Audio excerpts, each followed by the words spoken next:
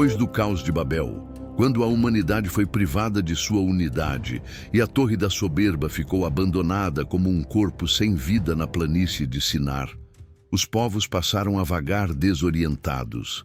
Cada clã falava uma língua que os outros já não compreendiam. Foi um juízo divino, mas também o início de uma nova etapa. Os cananeus, filhos de Cam, descendentes de uma linhagem marcada pela desobediência, partiram das ruínas de Babel em direção a novas terras, guiados pelo anseio de grandeza, ambição e domínio. Caminharam por dias, semanas, talvez anos, atravessando desertos implacáveis, colinas queimadas pelo sol e vales sem nome, até que finalmente alcançaram o Vale do Jordão. Ali, diante de seus olhos, revelou-se um paraíso, uma planície verdejante, úmida e fértil, coberta por árvores frutíferas, campos ondulando com espigas douradas e um rio poderoso que serpenteava pela terra como se ela própria respirasse por meio de suas águas. E então declararam: aqui edificaremos nossa glória, aqui levantaremos Sodoma. Sua fundação foi violenta, assim como era a vontade de seu povo. Sodoma nasceu entre sangue e fogo, pois cada pedra foi conquistada com esforço extremo, cada porção de terra regada com suor e domínio. Os cananeus trabalharam como homens movidos por algo maior que eles mesmos. Talharam a rocha com ferramentas de bronze, desenharam ruas retas que cortavam a cidade como veias de ordem e poder.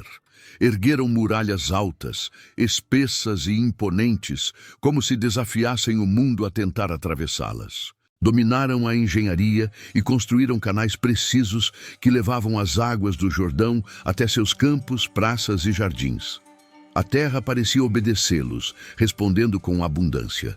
Figos, tâmaras, cevada, uvas e linho. Em pouco tempo, a cidade passou a atrair povos distantes. Chegavam mercadores do Egito, caravanas da Arábia e viajantes da Anatólia. Todos queriam contemplar a joia da planície. As casas de Sodoma eram altas, feitas de pedra clara, com portas largas e amplas varandas.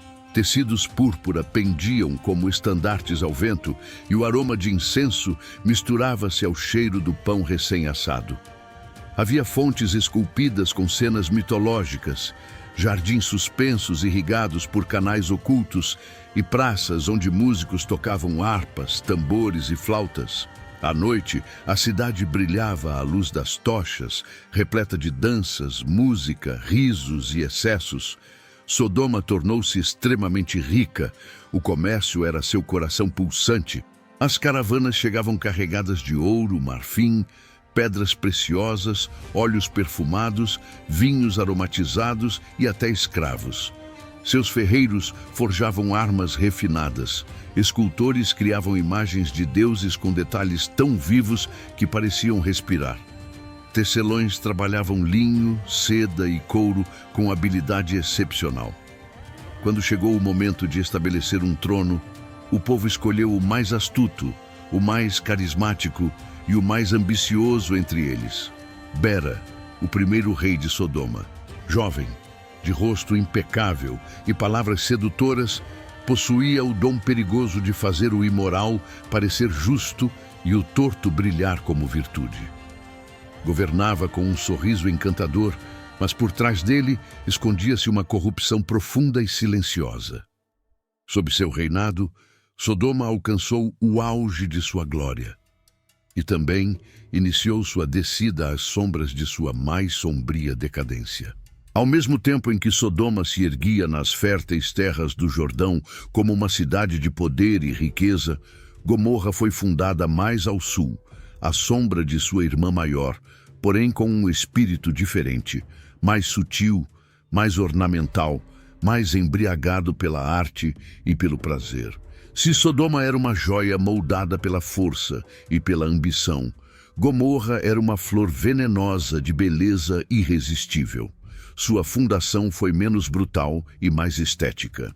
Os cananeus que ali se estabeleceram eram escultores, músicos, poetas e arquitetos apaixonados pela forma e pelo detalhe. Escolheram colinas suaves ao sul do vale, onde o sol se punha em tons dourados ao entardecer. Construíram templos ricamente adornados, ruas de pedra polida e casas que pareciam palácios, decoradas com jardins suspensos, cortinas de linho tingidas de púrpura e azul e fontes onde a água caía como uma melodia. Gomorra não competia com Sodoma em força, mas em elegância. Era a cidade onde as artes floresciam, onde canções narravam lendas e os teatros encenavam dramas de deuses e paixões humanas. Seu povo entregou-se plenamente aos deleites dos sentidos. Cada festival era uma exaltação do corpo, dos prazeres e de uma liberdade sem limites. Ali, o sagrado passou a se misturar com o sensual. O que antes eram ritos religiosos transformou-se em grandes celebrações públicas, onde homens e mulheres, embriagados por vinho e desejos desordenados, entregavam-se sem pudor, sem freios morais e sem consciência espiritual. O primeiro rei de Gomorra foi Birsa, um homem de traços marcantes, voz envolvente e olhar hipnotizante. Sabia como agradar as multidões e dominar corações. Sob seu governo, a busca pelo prazer tornou-se norma e a indulgência foi elevada à condição de lei. Não governava pela força, mas pela sedução. Birsa incentivou uma cultura de liberdade absoluta, onde todo desejo era legitimado. Assim, Sodoma e Gomorra tornaram-se um par sombrio. Duas cidades poderosas, unidas pela corrupção, florescendo juntas na planície do Jordão. Cada uma alimentava os excessos da outra. Entre as muitas práticas condenáveis que ali se espalharam estava a distorção das relações humanas conforme haviam sido originalmente estabelecidas. Os primeiros sinais surgiram com abundância. Quando o homem deixa de lutar pela sobrevivência, passa a desafiar limites. Os homens de Sodoma, ricos, ociosos e orgulhosos, começaram a rejeitar o que era natural e a seguir desejos cada vez mais desordenados. No início, isso ocorria em segredo, depois, entre os círculos de influência e, por fim, de forma aberta e pública, nas ruas, praças e portas das casas. Isso deixou de ser um comportamento isolado ou oculto. Tornou-se cultura, regra e motivo de exaltação. Aquilo que outros povos ainda tratavam com vergonha silenciosa, em Sodoma e Gomorra, era proclamado como símbolo de liberdade e identidade. O desvio passou a ser celebrado como virtude. Nos banquetes reais, excessos eram comuns, e práticas imorais não apenas toleradas, mas incentivadas. Nada precisava ser escondido, pois naquela sociedade o que era errado passou a ser exaltado, e a voz de Deus foi abafada pelos aplausos humanos.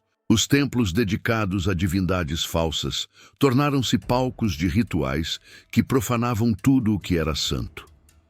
Em nome de uma falsa espiritualidade, limites morais eram rompidos e a perversão era tratada como devoção. O prazer tornou-se o Deus daquela gente e a corrupção, sua liturgia. As crianças cresciam vendo o impuro como algo normal. Eram ensinadas a rejeitar qualquer princípio que falasse de limites, ordem ou temor a Deus. A justiça foi corrompida. Os juízes não condenavam a imoralidade, mas perseguiam os justos que ousavam denunciá-la e os estrangeiros que atravessavam os portões da cidade. Em Sodoma, ninguém era visto como hóspede, mas como objeto. O que Deus havia instituído como sagrado, a união entre homem e mulher, foi ridicularizado e substituído por uma cultura dominada pelo ego, pelo desejo e pela busca incessante de prazer. Não havia amor verdadeiro, nem fidelidade, apenas impulsos e excessos sustentados pela prosperidade. E foi justamente essa prosperidade que atraiu Ló. Enquanto vivia ao lado de seu tio Abraão, Ló também prosperara grandemente. Seus rebanhos cresceram, suas tendas se multiplicaram, e suas posses se tornaram tantas que o conflito se tornou inevitável. Os pastores de Abraão e os de Ló começaram a discutir, e a terra já não comportava tanta riqueza. O que antes era união transformou-se em tensão. A harmonia começou a se romper sob o peso da abundância. Então Abraão, homem do altar e amigo de Deus, levantou-se com a autoridade serena de um pai. Aproximou-se de Ló, a quem havia acolhido desde a morte de seu pai, e falou com firmeza e bondade: que não haja contenda entre mim e ti. Se fores para a esquerda, irei para a direita. Se escolheres a direita, seguirei para a esquerda. Escolhe tu primeiro. Ló levantou os olhos, e o que viu definiu seu destino. Diante dele, estendia-se a planície do Jordão, como um jardim fértil, semelhante ao Éden antes da queda. Campos verdes, águas abundantes e ar agradável. E ali, reluzindo como uma tentação envolta em ouro, estavam as cidades da planície, entre elas Sodoma. À distância, Sodoma parecia deslumbrante. Suas torres se erguiam rumo ao céu. Seus mercados, as moedas de prata e ouro tilintavam em canções de riqueza. Suas praças estavam cheias de gente, aromas, música e risos. Era uma cidade vibrante, sedutora e poderosa, e Ló caiu diante de sua beleza. Não consultou a Deus, não buscou conselho, apenas olhou e desejou. Ali começou o princípio do fim.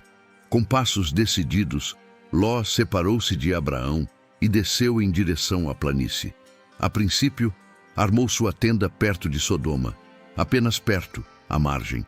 Mas como a sombra que se alonga ao entardecer, a influência da cidade foi pouco a pouco envolvendo-o. Logo seus negócios estavam dentro dos muros, depois sua casa, por fim seu coração. Ló passou a viver em Sodoma, em meio à corrupção e ao descontrole moral, e não saiu. Ainda que sua alma se angustiasse com o que via, o luxo falava mais alto. A comodidade o adormecia, o silêncio o aprisionava.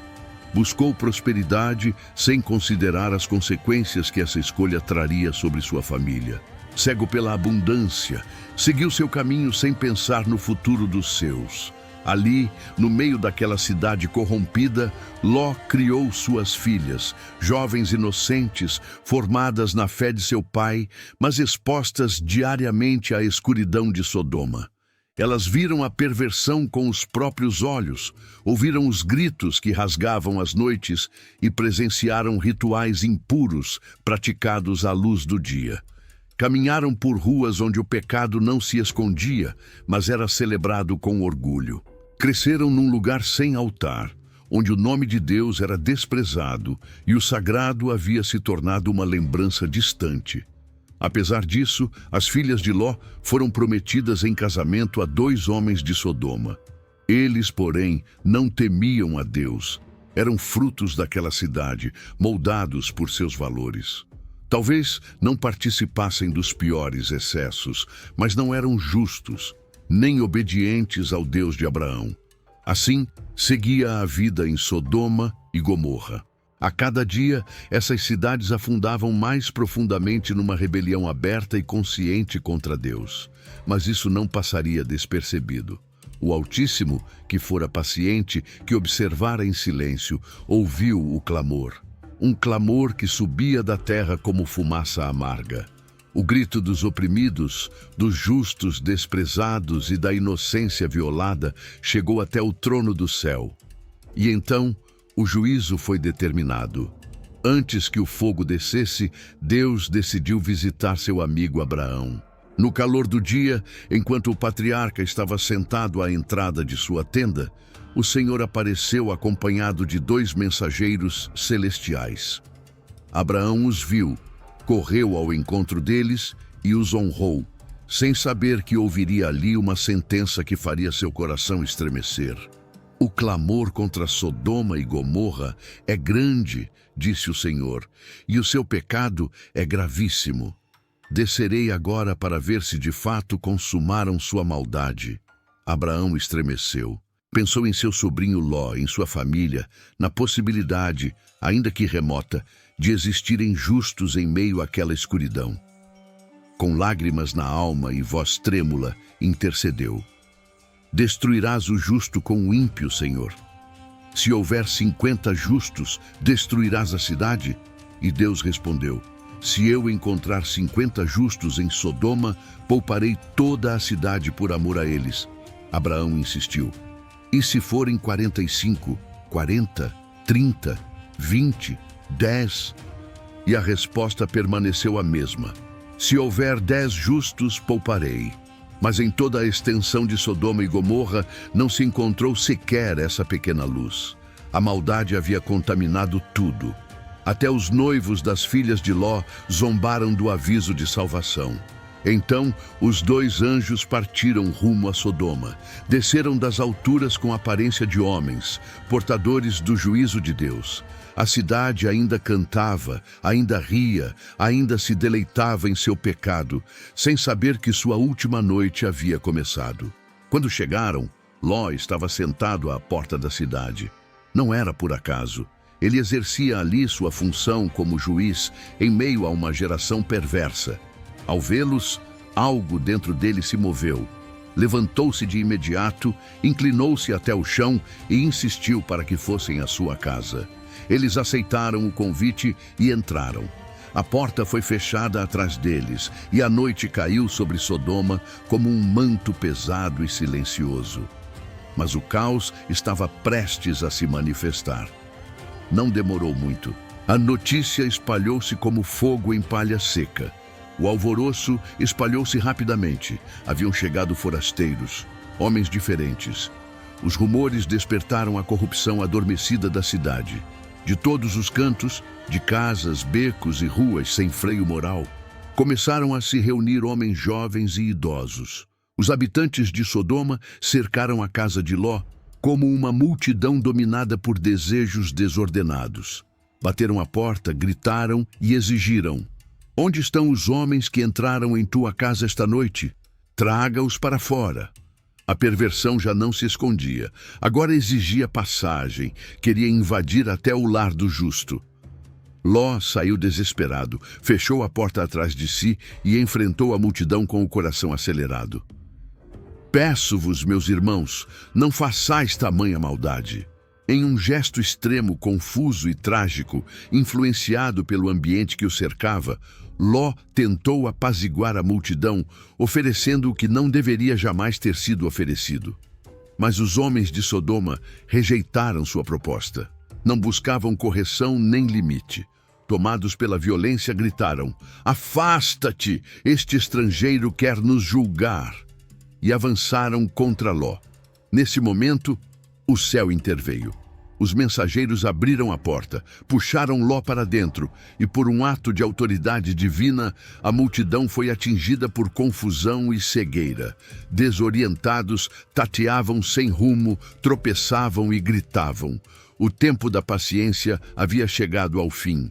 Os anjos falaram com urgência a Ló: tens aqui mais alguém, genros, filhos, filhas? Retira-os deste lugar, pois vamos destruir esta cidade.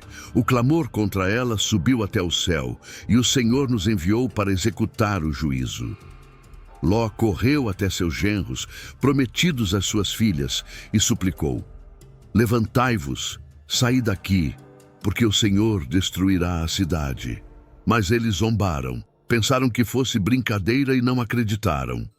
Permaneceram e selaram o próprio destino. Ao romper da manhã, os anjos apressaram Ló: levanta-te, toma tua esposa e tuas 2 filhas que estão aqui, para que não pereças no castigo desta cidade. Ainda assim, Ló hesitava. Seu coração ainda estava preso àquele lugar. Então, por misericórdia, os anjos tomaram-no pela mão, assim como sua esposa e suas filhas, e os conduziram para fora da cidade. Quando já estavam fora, veio a ordem final: foge por tua vida, não olhes para trás, não pares na planície, refugia-te nos montes para que não pereças. Enquanto Ló e sua família corriam, o sol surgia no horizonte. Nas cidades da planície, A vida seguia como sempre, não em reverência, mas em arrogância. Havia barulho, comércio, celebrações vazias e ritos profanos. Ninguém percebia que o céu já não estava em silêncio. Então veio o juízo, não como uma tempestade comum, mas como uma manifestação da justiça divina. Do alto desceu destruição sobre Sodoma e Gomorra. As cidades estremeceram. Aquilo que fora orgulho tornou-se ruína. Em pouco tempo, o esplendor deu lugar ao deserto, e o lugar onde havia abundância tornou-se sinal eterno de advertência. O perfume da riqueza foi substituído pelo silêncio da desolação. O poder humano mostrou-se frágil diante do Deus Altíssimo. Assim terminaram Sodoma e Gomorra, não por falta de aviso, mas por rejeitarem toda a correção. Alguns clamavam a seus deuses, outros se prostravam olhando para o céu, mas a resposta foi apenas mais juízo. Os telhados ardiam, esculturas se desfaziam como cera, e ao longe ouviam-se os gritos dos animais fugindo para o deserto, enquanto o coração das cidades desmoronava sob a manifestação da justiça celestial. Ló fugia com o rosto coberto, acompanhado de sua esposa e de suas filhas. Atrás deles, a destruição consumia tudo. Porém, a esposa de Ló não resistiu. Sua curiosidade venceu o temor. Voltou o rosto por um instante, apenas um instante, e foi detida ali mesmo. Tornou-se uma coluna de sal, silenciosa e imóvel, um memorial trágico da desobediência. Onde antes havia uma esposa e mãe, restou apenas um sinal de advertência. A família continuou a fuga, enquanto ao longe se via o último suspiro das cidades condenadas. O solo ainda fumegava, as pedras estavam quentes e aves circulavam sobre o que antes fora orgulho humano. O vento carregava o peso da justiça de Deus. Sodoma havia sido consumida. Gomorra, apagada da história. Ló corria não por coragem, nem por decisão própria, mas porque Deus o arrancava do lugar que ele, por anos, havia chamado de lar. Seu corpo estava salvo, mas sua alma tremia. Suas filhas o seguiam cobertas de cinzas, sem mãe, sem terra, sem rumo.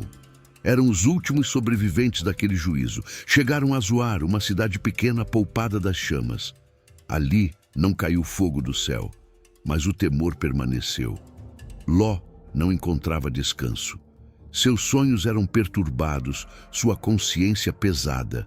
A lembrança de sua esposa, transformada em sal, o acompanhava constantemente. Não houve paz em Zoar, apenas a sensação de que algo ainda estava incompleto. O medo os levou a abandonar a cidade e buscar refúgio nas montanhas. Isolaram-se numa caverna, envoltos pela solidão.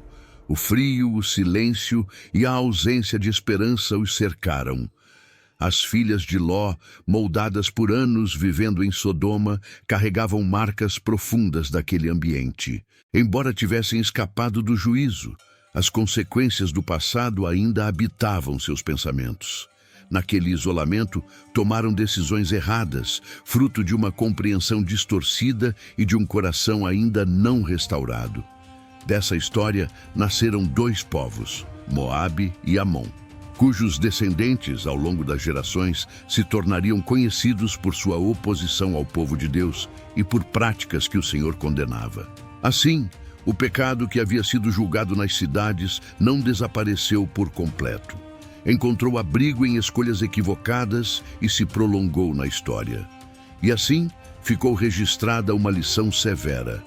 Não basta escapar do juízo, é necessário ser transformado, pois quando o coração não muda, aquilo que destruiu uma cidade pode reaparecer na vida e na descendência daqueles que sobreviveram.